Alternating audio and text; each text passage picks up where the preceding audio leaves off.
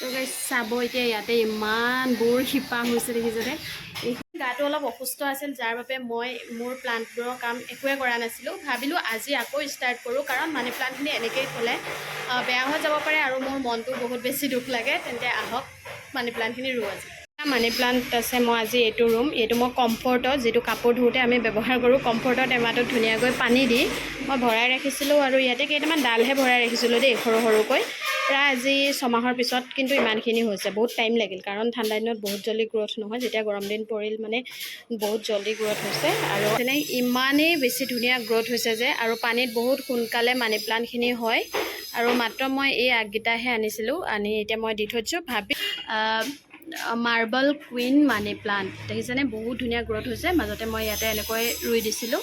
আৰু এইটো হৈছে জেড প্লাণ্ট, নতুনকৈ মোৰ গাৰ্ডেনত আনিছোঁ। এখন কেঁচি আৰু বহিবৰ বাবে লৈছোঁ এখন টুল, আৰু এইখনত বহি মই ধুনীয়াকৈ এতিয়া মানি প্লাণ্টখিনি room.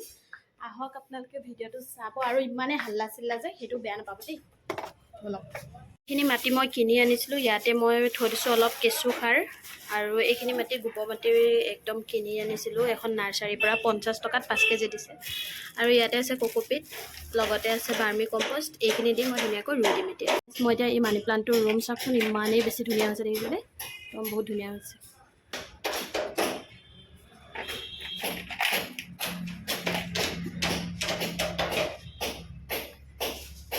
Purple heart, purple heart. ৱাহ, নতুন বেবী পুলি এটা ওলাইছে, এইটো বেবী। তো গাইছ চাব এতিয়া ইয়াতে ইমানবোৰ শিপা হৈছে দেখিছেনে। এই শিপাখিনি মই এতিয়া ধুনীয়াকৈ ৰুই দিম।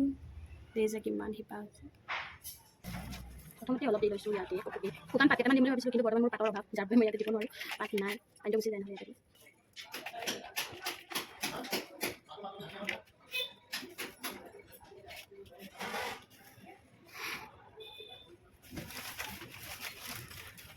আৰু এতিয়া মই দিছোঁ ইয়াতে অলপ কেঁচু সাৰখিনি ইম্পৰ্টেণ্ট। অলৰেডি মাটিখিনি সাৰ হৈ আছে, তাৰপিছত মই ইয়াতে সাৰ মিক্স কৰি দিছোঁ, কাৰণ সাৰখিনি আমাৰ বাবে বহুত বেছি ইম্পৰ্টেণ্ট হয়, দিব লাগিব। তো এতিয়া ইমানবিলাক শিপা আছে, মোক কাটিব বেয়া লাগিছে, মই এনেকৈ দিম। কি হয় চাওঁ, ইয়াৰ নেক্সট ষ্টেপটো মই পিছত মানে মই